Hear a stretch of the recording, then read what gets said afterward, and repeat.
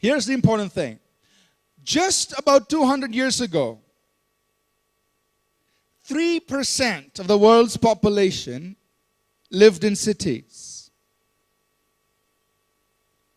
So just about 200 years ago, if you wanted to serve God, you wanted to be a missionary, you had to go looking for people, not in cities, but out there, in the mountains, in the tribal areas. But today, in our world, 50% of the world's population lives in cities. So where is our mission fields? Cities. 50% and growing of the world's population today is living in cities. So being a missionary doesn't mean necessarily going off to some far off, over the mountains, under the valleys, behind the bushes, people. You can do that if you want, and if you're called to it, God bless you. But what we must understand is 50% of the world is living in cities. Our city is a mission field. Cities of the world are a mission field. You are in the mission fields. Amen. You're there. Because the world has come to our doorstep. They're right here in our city. And therefore, in order to fulfill this great commission, we must talk about city transformation. God cares about people in cities. He cares about all the lives of millions of people living in this city of Bangalore. He cares about them. The next important thing we must understand is that the key to city transformation is you, is me. We, believers, are the key to city transformation. And I do not say this in any demeaning way, but I want us to face reality. We've had the greatest evangelists in the world come to our city. They have held crusades, some of them several times. But our city has not been reached.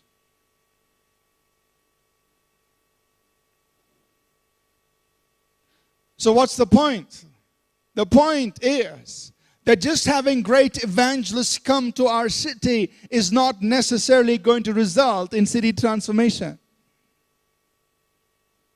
Having mega churches, having superstar pastors will not result in city transformation. Every believer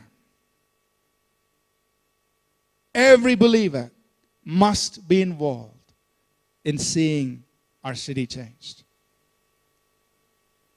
Amen? Every believer. Now, the other reality that we see in our city, and again, I'm not doing this to complain, but just speaking from experience, is that it is very hard to get pastors in a city together. It's very hard. I was of the opinion that maybe we could see city transformation happening top down. And if maybe we get pastors together, we then bring our churches together for times of prayer and intercession and develop strategies that churches could collaborate with and engage in reaching our city. Maybe in some parts of the world that has happened, but it's not easy, at least in our city. And so now the pendulum has swung to the other end. And I'm saying it's going to take you, not the pastors of the city, to see the city transformed. Amen? You and I cannot sit around waiting for the pastors to make up their minds to work together. Eternity might come and go by that time. And so you and I might as well just come together and say, look, every believer, you and I must be engaged in seeing our city transformed. Let's go doing it. go about doing it. And that's what this whole series of talks or messages on city transformation is about. The key to city transformation is each one of us sitting here. We must engage in seeing our city reach for Jesus Christ. And so what we want to do is together prayerfully, seeking the heart of God, arrive at a strategy which may not yet necessarily been implemented before or explored before, but we learn from the lessons of others and we receive the wisdom of God, come together, understand, agree upon a strategy, and begin to engage our city to see our city reached for Jesus Christ. Amen? That's what we want to do. So this morning, I just want to share a few insights, a few thoughts here with us as a precursor for more to come on how we are going to impact our city. We must also keep in mind that it is us, the inhabitants of the city, who can have the greatest impact on the city. We can have people come and go, and they will have some kind of impact. But you and I who live in this city day in and day out, we are the ones who are going to make the greatest impact. Amen? Because we're people of the city. We live here. We can be salt and light in the city. So here are some things I want to present to us as we begin our journey here on developing a strategy for city transformation. And the first one is this, that city transformation, which I've just mentioned here, city transformation will take place when every believer is involved in city transformation. Everyone, all of us must be involved.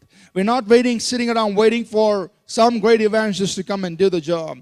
We're not waiting around for some mega church to rise up. We're not waiting around for some superstar pastor to arrive on the scene. You and I are going to engage in seeing our city reach for Jesus Christ. Amen? So city transformation will begin to take place when every believer is engaged in the process. Number two is this. City transformation will take place when every believer is personally transformed, equipped and empowered to engage in city transformation. Every believer must undergo personal transformation, be discipled, be equipped, and be empowered to reach the city. Now, why is this point so important? Because traditionally speaking, and it continues even now in many churches, is that believers are discouraged from having their own ministry. And this continues in many churches.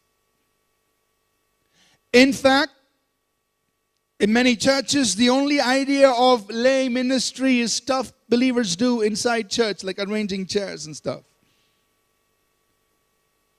The moment you feel called by God and you go out to do something for God, pastor says, do you have a MDiv or BD or where's your degree?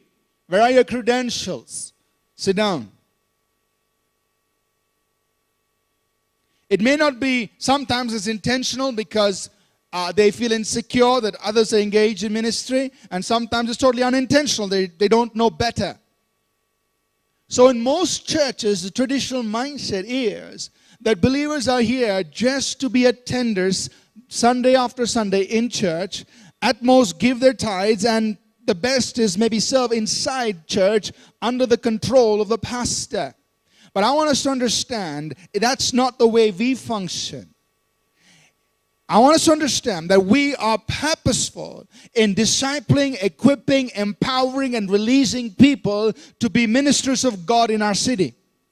In fact, we want each one of you to have your own ministry doing something for God in the city. From what I know, there are at least 30-some people in all our locations who put together here in Bangalore who have their own ministry. They're doing it on their own. They're serving God. Sometimes they give a name to their ministry. It has a name. Sometimes they don't have a name, but they're just still serving God outside the church in the city. And we want to see every one of us doing something like that. Because it's going to take the involvement of all of us to impact, affect, and transform our city. Amen? I mean, so many things. There's some young people who hold meetings in their schools and college, reaching people. They don't have a ministry name. It's not called Jim Jones Ministries, whatever. But they're doing something for God.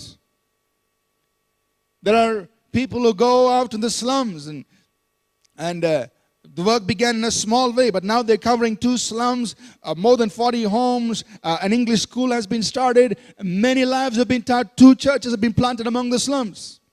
There's a lady from our South church. She started on her own. Great work. So we need more and more and more people like this, rising up with a vision, doing something, have your ministry. It may have a name, may not have a name. That doesn't matter at all. You're serving God. Amen? And we as a body want to encourage you, want to support you. Just go ahead, do what you have to do, serve God.